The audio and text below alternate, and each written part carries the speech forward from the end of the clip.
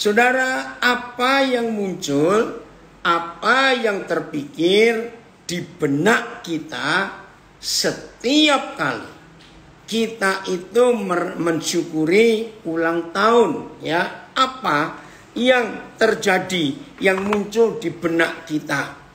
Jangan bilang kado, awas ya, jangan. Ya, hanya ada satu hal yang harus kita munculkan di benak kita setiap kali kita merayakan ulang tahun. Baik usia hidup kita, baik pelayanan kita, perusahaan yang saudara dirikan, dan banyak hal lain lagi. Ulang tahun hanya boleh muncul satu hal di pikiran kita. Apa Tuhan sudah puas, sudah berkenan, masih tetap berbahagia menjalani hidup dan panggilan Tuhan itu. Ulang tahun tidak bicara tentang kado di hidup kita. Ulang tahun tidak bicara aku dapat hadiah apa. Tapi yang selalu kita syukuri, Tuhan masih berkenan atau tidak. Dalam filosofi kehidupan, dunia itu mempercayai satu fakta sederhana. Tapi ini penting. Siapa yang pernah dengar kalimat ini? Sudahlah, nggak usah diskusi, debat, bicara macam-macam. Lalu orang itu berkata, biar waktu yang membuktikan. Saya tidak tahu siapa pribadi pertama di dunia ini yang menemukan kalimat itu. Ketika banyak perdebatan di dalam hidup, entah masalah yang sepele, entah masalah yang besar, yang berat, yang ringan, maka orang itu pasti akan berkata, nggak usah ribut-ribut, nggak usah debat, biar waktu yang membuktikan. Saya percaya semua kita setuju dengan kalimat itu. Biar waktu yang membuktikan, biar waktu yang berbicara. Saudara, Tuhan Yesus hanya 3,5 tahun memuridkan. Usianya kurang lebih 33 tahun. Berarti pesat masih lebih hebat 2 tahun dibanding Tuhan Yesus. Betul enggak? Tapi bukan itu.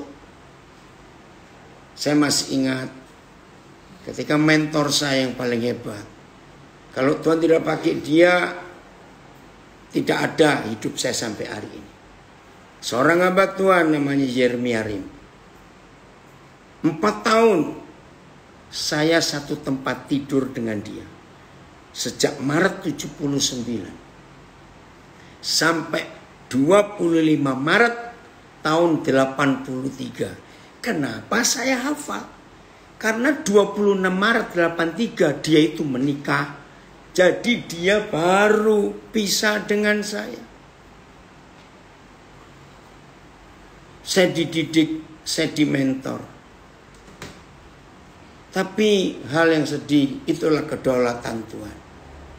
Tuhan panggil dia di usia yang masih sangat muda, usia 42 tahun. Di acara ibadah penghiburan, salah satu yang khotbah Dr. Stephen Tong. Dan saya masih ingat khotbahnya hari itu. Jangan melihat orang dari angka umurnya. Lihatlah orang dari hasil umurnya. Saya setuju. Saya ringkas. Ada orang mati muda. Baru belasan tahun, 20 tahun. Tapi hidupnya itu berdampak. Dia bisa mempengaruhi lingkungannya, merubah lingkungannya. Itu luar biasa. Jangan minta umur panjang 80 tahun, 90 tahun, tapi bikin susah orang. Saya kira saudara setuju pendapat itu, dan saya setuju. Maka itu kalau kita mensyukuri ulang tahun, selalu menanyakan, Tuhan masih berkenan kepada saya atau tidak? Hati Tuhan masih cocok nggak dengan kita? Jangan saudara memikir panjangnya suatu usia pelayanan itu pasti karena Tuhan. Belum tentu. Loh, kok bisa? Nah, ini yang kita mau bahas supaya kita semua, para pendiri, pimpinan, board member, semua kita yang ada, jangan puas dengan angka 35. Tapi mari kita tanyakan, apakah visi yang pertama kali Tuhan berikan kepada kita, secara khusus pada Pak Bambang Budianto, itu masih konsisten enggak? Panggilan tentang memberkati desa-desa. Bagi saudara yang baru bergabung dan belum tahu apa itu pelayanan desa terpadu, izinkan saya berkata ini. Pelayanan desa terpadu didirikan karena keprihatinan beberapa anak-anak Tuhan tentang Indonesia pada tahun 85 yang lalu. Kenapa? Karena Indonesia ini negara desa. Sekarang saja kita hitung berapa juta ya? 200 atau 178 juta penduduk Indonesia. Oh, saya jadi lupa. Maaf. Ada 5 kota besar saja di Indonesia itu. Jakarta kira-kira 13 juta. Jakarta itu kota unik. Jumlah penduduk siang dan malam itu beda. Lucu ya? Kalau siang kurang. Karena pergi semuanya kerja. Kalau malam tambah banyak penduduknya. Karena pulang semuanya. Kota kedua itu Surabaya. Hampir 5 juta. Tambahkan. Kota ketiga, saya lupa, Bandung atau Medan atau Semarang. Pokoknya salah satu. Baru 5 ini. Jakarta, Surabaya, Bandung, Medan, Semarang. Berarti kira-kira 90% penduduk Indonesia itu ada di daerah pedesaan. Nah, visi itu yang Tuhan beri kepada para pendiri sehingga lahirlah pelayanan desa terpadu. Nah, mari kita tanyakan, apakah Tuhan tetap disenangkan dengan apa yang Tuhan percayakan kepada pesat sampai hari ini? Ini ulang tahun.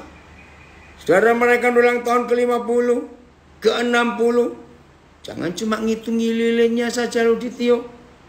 Tapi tanyakan dalam hidup saudara, Tuhan masih berkenan kepada saya atau tidak? Dan berapa besar data yang kita hidupi ini bisa berguna buat orang? Oh, 127 juta menurut data 2020. Terima kasih yang menuliskan ini di Instagram saya. Nah, kalau 270 juta penduduk Indonesia, 5 kota besar itu nggak sampai 50 juta. 40 juta aja tidak ada. 30 juta lebih. Berarti berapa persen ada di desa? Bahkan pelayanan desa terpadu ini, maafkan saya kalau saya berlebihan atau salah, adalah satu-satunya bentuk pelayanan gereja di dunia yang ada kata desa. Dan tujuannya memang untuk desa. Keren ya? Nah, Tuhan masih berkenan gak kepada kita sampai di usia yang ke-35 tahun itu? Bersyukur kepada Tuhan, tanggal 9 Agustus yang lalu di Bukit Doa M Malta, saya boleh bertemu dengan mahasiswa-mahasiswi sekolah tinggi agama Kristen yang di Lopai. Ayo kalian tetap semangat. Semua kita yang masih terlibat dengan pesat, ayo semangat. Ayo para bendahara kerajaan surga, jangan putus asa. Ayo terus menabur, berjuang. Nah, saya katakan tadi, waktu yang akan berbicara tentang apa yang kita sudah lakukan. Ternyata untuk pekerjaan Tuhan ada yang tetap berjalan walaupun tanpa Tuhan. Dan walaupun pelayanan pekerjaan itu tetap disebut ini pekerjaan Tuhan. Tetapi dalam fakta hidup tidak sedikit pekerjaan-pekerjaan Tuhan tetap bisa berjalan tanpa Tuhan. Dan ini yang berbahaya. Karena biasanya para pemimpin di pekerjaan Tuhan seperti itu, dia tidak sadar bahwa dia sedang berjalan tanpa Tuhan. Walaupun apa saja yang dikerjakannya masih dimulai dengan doa dan masih ada pembacaan Alkitab, dan para pemimpin masih berkata, oh ini untuk Tuhan dan ini karena Tuhan. Ternyata ada fakta yang menakutkan. Maka itu semua saudara yang bukan dari pesat dan saudara bergabung di pelayanan apa saja, mari kita cek. Ternyata ada beberapa pelayanan pekerjaan Tuhan, bukan cuma di Indonesia tapi di dunia ini tetap berjalan tanpa Tuhan. Karena ada satu di antara dua atau dua-duanya. Ngeri. Catat yang ingin mencatat. Satu, kalau ada orang-orang jenius, smart, pinter yang memimpin pekerjaan Tuhan itu, maka yakinkan diri saudara, tanpa Tuhan pun pekerjaan itu akan tetap berjalan. Karena memang orangnya jenius, pinter, organisasi hebat, menguasai bahasa-bahasa asing, pengalaman, koneksi, wow. Yang kedua, ada banyak pelayanan pekerjaan Tuhan tetap berjalan tanpa Tuhan. Karena ada duit banyak di situ. Saudara, ini yang harus kita perhatikan. Jadi, ada banyak pekerjaan Tuhan tetap berjalan tanpa Tuhan. Karena satu atau karena dua hal ini. Ingat, satu, ada orang cerdas, super jenius yang memimpin. Dan yang kedua, ada banyak uang. Mana ayatnya? Semua kita pasti tahu. Kalau belum tahu ya dibuka Alkitab saudara. Wahyu 3 ayat 20. Nah, sebelum ayat 20, saudara perhatikan Wahyu 3 di perikop tentang surat kepada gereja di Laodikia. Ngeri. Ya, coba saudara baca. Ya, mulai ayat berapa? 16, 18, mau saya lupa cari.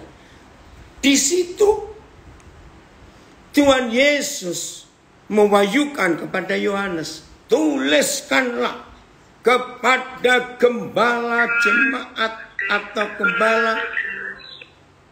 Tolong di mute yang di zoom ya. Tuliskanlah kepada malaikat. Nah, istilah malaikat itu pemimpin gembala gereja Laodikia. Kamu kaya. Pekerjaanmu luar biasa. Kamu hebat. Tapi Tuhan tegur. Tapi di hadapanku kamu itu miskin, buta, dan telanjang.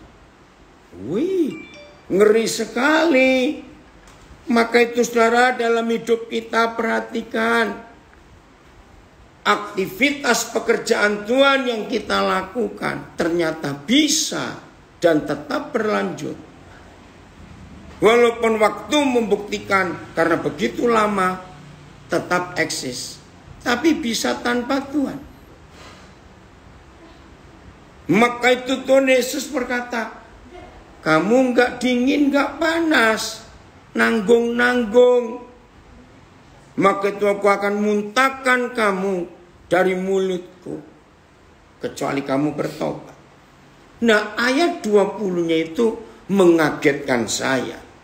Ketika awal 80-an saya mendapat pewahyuan ayat itu.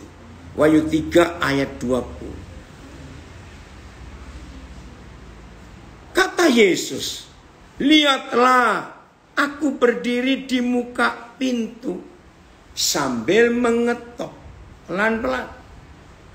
Maaf, kalau masih ada yang terlibat di pelayanan misi untuk penginjilan jiwa-jiwa baru, dulu saya juga salah karena belum mengerti. Selalu menuntun petobat baru menggunakan Wahyu 3:20. Yesus ingin masuk di hatimu. Maka itu dari ayat itu muncul lagu, mari masuk, mari masuk. Ingat ya lagu itu? Ternyata saya salah. Wahyu 3 ayat 20 bukan untuk orang baru yang mau percaya Yesus. Baca baik-baik konteksnya.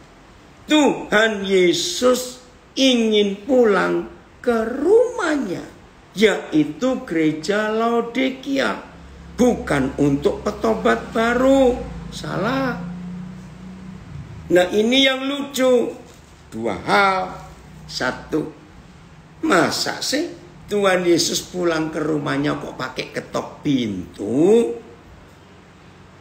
Berarti di dalam rumah itu ada pemilik lain selain Tuhan Yesus.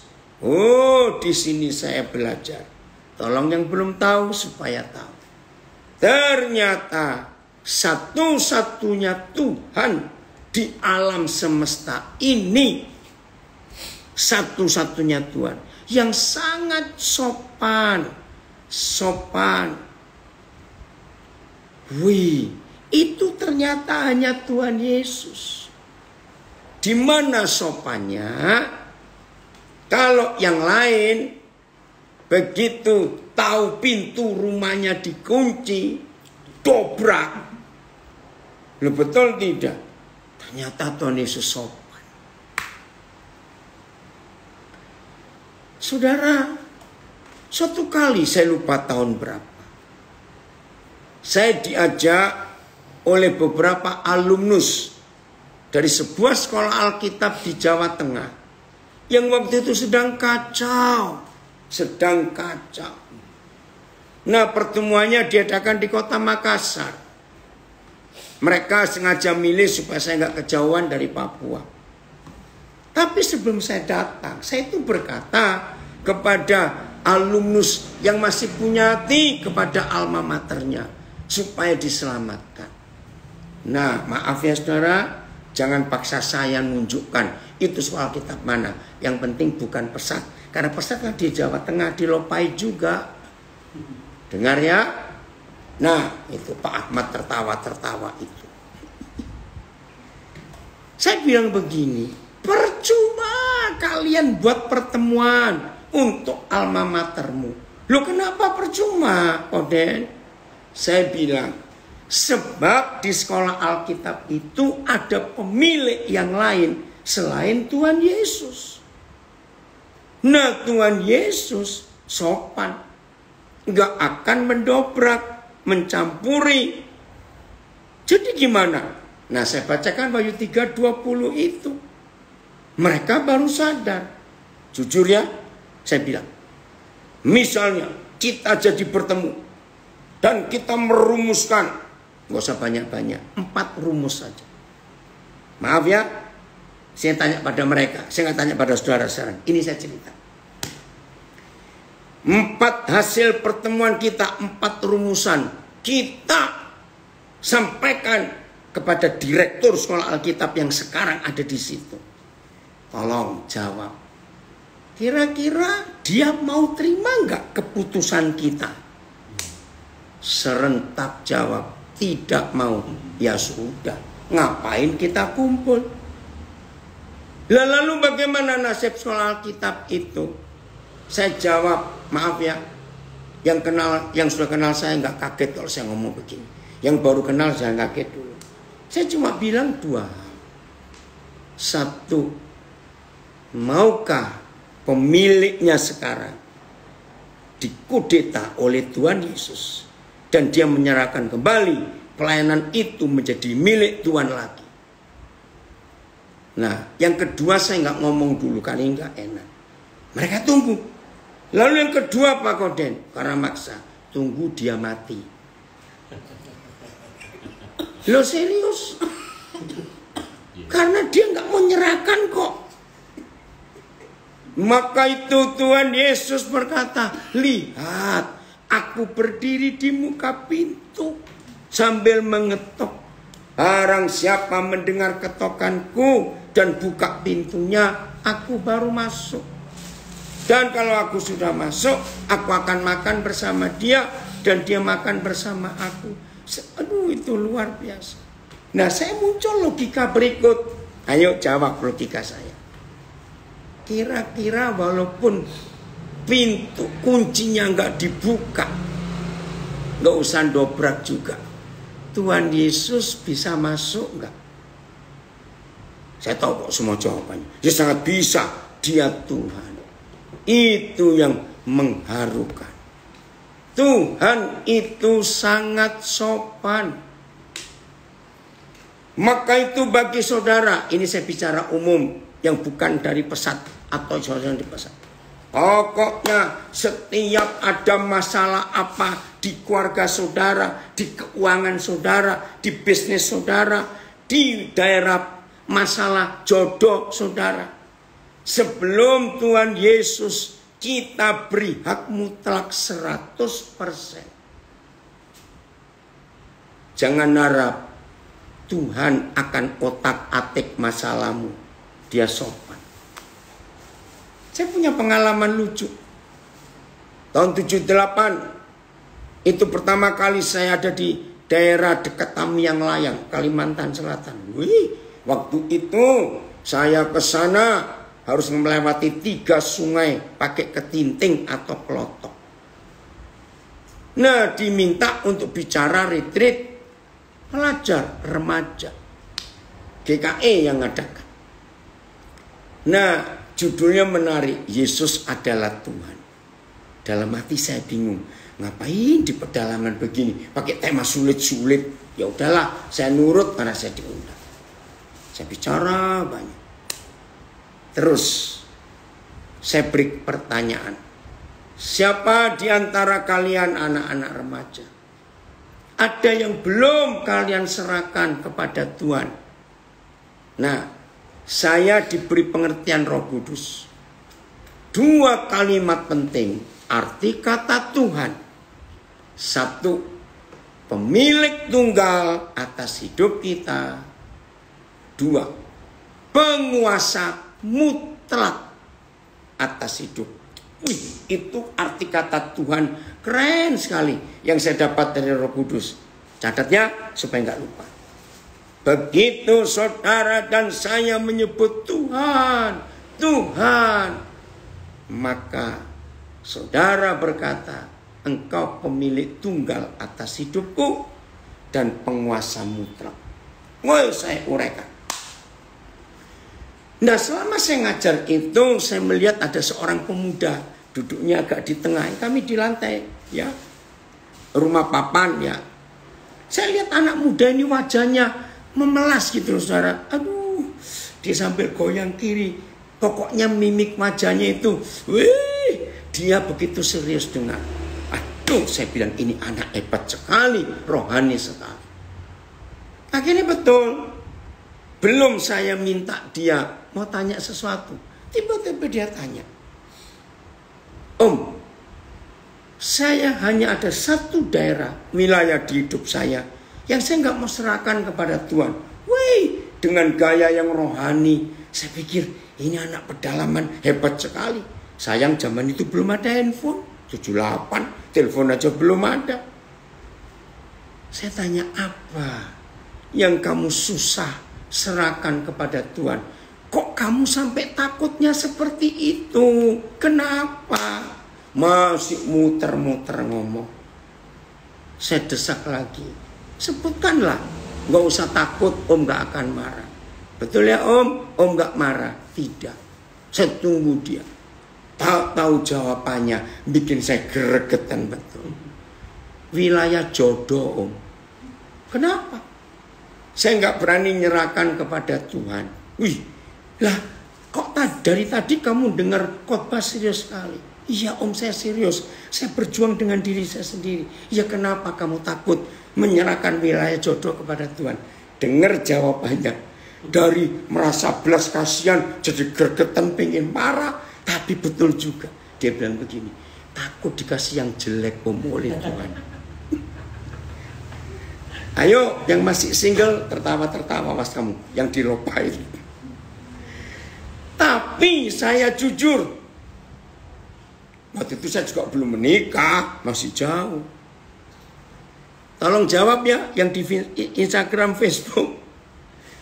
Kira-kira saudara yang belum menikah pernah mikir gitu enggak? Bahwa wilayah jodoh enggak berani kamu serahkan kepada Tuhan karena takut diberi yang jelek. Maaf.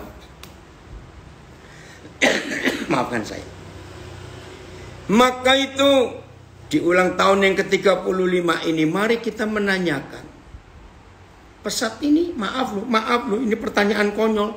Jangan ada yang marah. Lah yang marah itu orang dimaksud Tuhan gitu aja kok repot. Mari kita tanyakan di usia ke-35 tahun, pesat ini milik siapa?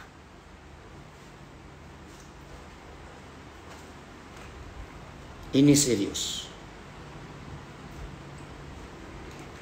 Ingat, Tuhan adalah Tuhan yang sangat sopan. Katakan amin.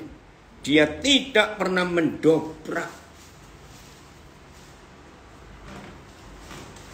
Kebenaran ini yang saya selalu cek di hidup saya. Maaf bagi yang belum tahu, cuma memberitahu saja.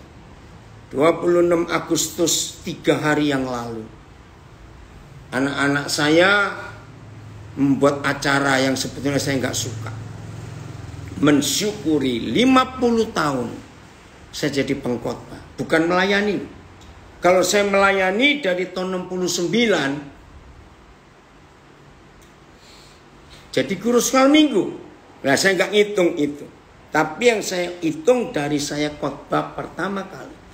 Saya khotbah pertama kali 26 Agustus tahun 72. Ada yang jawab, saya nggak tahu Sriati itu siapa. Milik Yesus. Perlu dicek Sriati, maaf.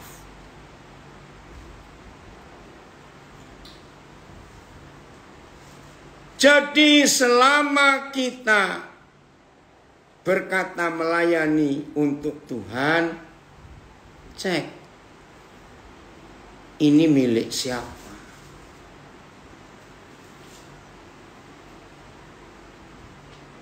Sederhana. Kalau milik Tuhan, berarti dia yang bertanggung jawab.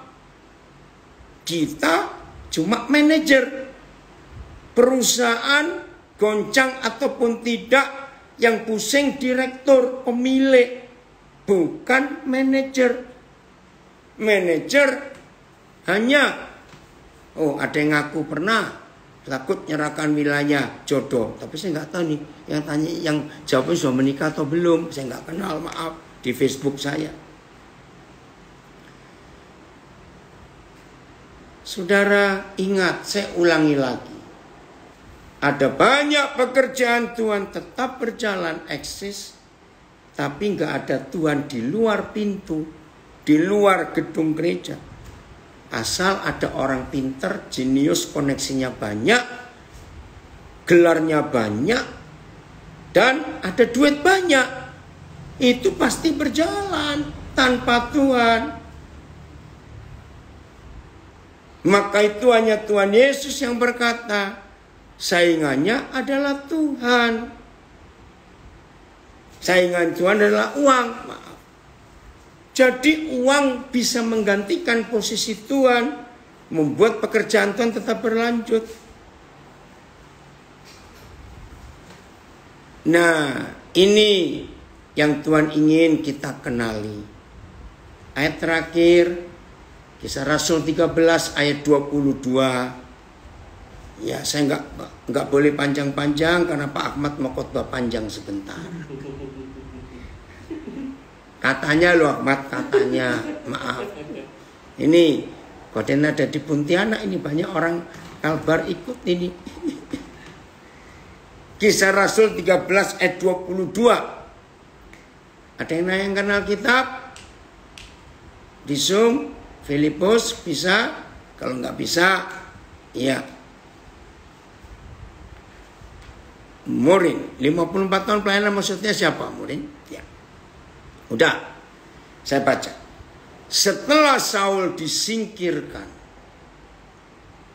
maka Tuhan berbicara kepada Samuel.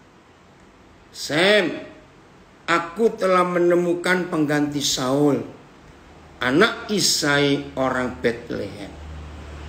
Nah, ada kalimat dahsyat yang saya paling suka.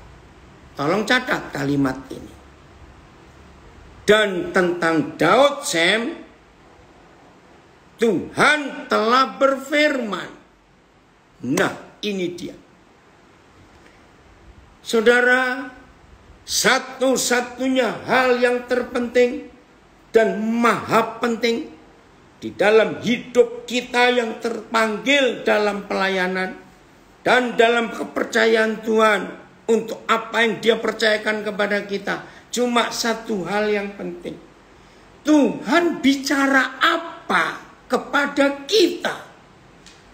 Maka itu Kisah Rasul 13:22. Yang dahsyat itu kalimat ini. Tentang Daud, Tuhan berfirman. Tolong anak-anak saya, rekan-rekan saya, pelayan-pelayan, rekan sekerja Tuhan, selalu ngecek berkala di sesi-sesi, di musim-musim tertentu. Musim enak, musim gak enak, musim panen, musim paceklik, musim panas, musim hujan. Pokoknya di setiap musim hidup kita, percayalah, yang memanggil kita dan yang bertanggung jawab atas hidup kita akan selalu berfirman.